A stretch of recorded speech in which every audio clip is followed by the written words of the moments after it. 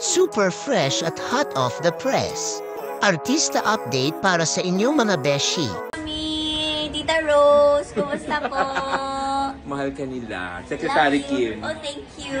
Kinilig sila Secretary dun sa dun sa pagbayad ng bus. Ay, ano yun? Oh my God, yun yung episode kanina! Yes, sabi ko sa'yo, alam namin eh. Nakakatuwa talagang makita ang mga senior citizens na avid fans ni Kim Chiu.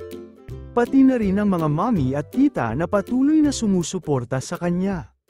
Napakalaki ng pasasalamat ni Kimi sa kanilang walang sawang suporta, kaya't nagpahayag siya ng shout-out upang ipakita ang kanyang pagmamahal at pagpapahalaga sa kanila. Sa bawat hakbang ni Kim Chiu sa kanyang karera, nariyan ang mga loyal at masisipag na fans na sina mommy at tita. Pati na rin ang mga senior citizens, na patuloy na sumusuporta at nagmamahal sa kanya. Isang magandang pagpapakita ng pagiging grateful ang pagpapahayag ni Kim sa kanyang pagkilala sa mga ito, na nagpapakita ng malasakit at pagpapahalaga sa kanilang walang kapantay na suporta. Wow, grabe, summer na talaga. Ha? Bakit? Lalamig ka? Oo, bestie. Ganito pala sa Pantabangan. 43 degrees, diba?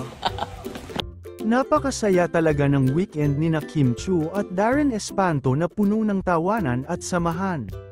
Lubos na nagpapasalamat si Kimi sa kanilang magandang bonding moments at sa bonggang ride na kanilang pinagsaluhan. Ang kanilang pagiging besties ay patunay ng matibay na pagkakaibigan at suporta sa isa't isa, na nagdudulot ng saya at inspirasyon sa kanilang mga tagahanga. Talagang masayang-masaya si Kimi sa walang sawang tawanan at samahan na hatid ni Darren sa kanilang mga espesyal na pagkakataon. Kausap ko lang siya kanina. Bestie! Bestie! Bakit naman ganun? Opening na! Tara na! Talaga.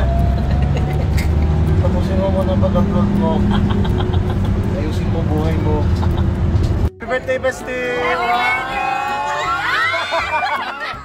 Ay, fail! Walang mukha, akala ko may mukha. Kala niya may sings... Ay.